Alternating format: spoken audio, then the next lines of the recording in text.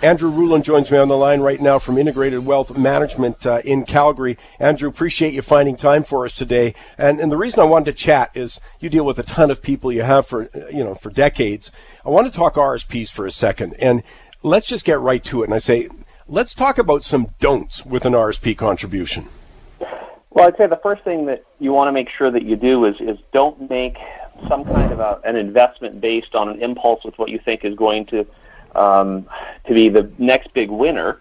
But at the same time, you also have to think about things to avoid, which would be losers. And I would say that government bonds, large fixed income pools, because they're too big to be nimble, and generic balanced funds would probably be in that category, what not to do.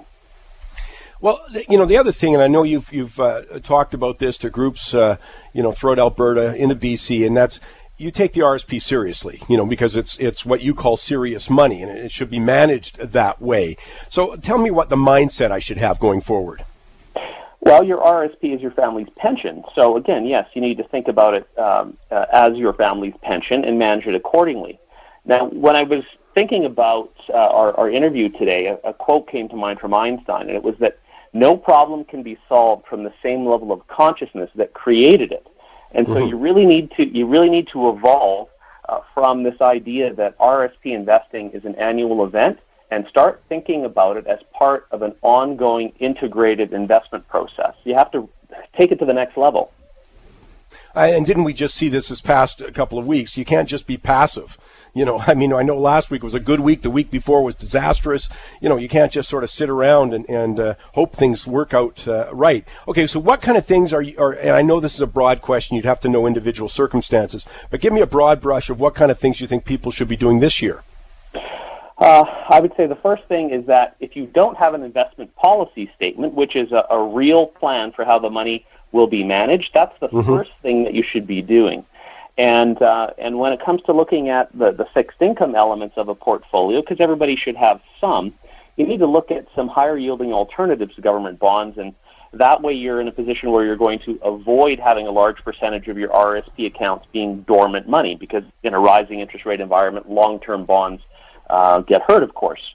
So first, make sure that you've got the real solid big picture plan in place. And then an area to probably shore up is the way that you're managing the fixed income component.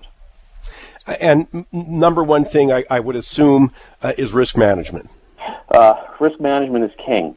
So when markets are performing well, especially in equities, the vast majority of investors, they throw caution to the wind. And they fall prey to something called recency bias, is that they think that things are going to continue in exactly the same way that they have been, and so they extrapolate over the long term from near-term performance. And that is an absolute trap. So you need to ask yourself, okay, what exactly is the risk management plan in place for the portfolio? Like, how is risk on the downside going to be managed? Because nobody ever complains about upside volatility. Yeah. Now, forgive this, the simplicity of the question, but we've only got about 45 seconds here. Let's say somebody, I'm just going to give you a typical person, couple, maybe they're 50 years old, so they've still got 15 years to a retirement there. What is a realistic rate of return within that RSP? And I know it's a broad question again. I would say that depending on risk tolerance, you should look at somewhere between 6 and 7.5% net of all costs, and that's going to be in the type of portfolio that is going to allow people to still sleep at night but achieve their goals. But of course, you don't know exactly how achievable your goals are until you build a complete plan. But it gives you a target area there, a realistic target area. Andrew Ruhland, Portfolio Manager, Integrated Wealth Management in Calgary. Thanks for taking the time. My pleasure, Mike.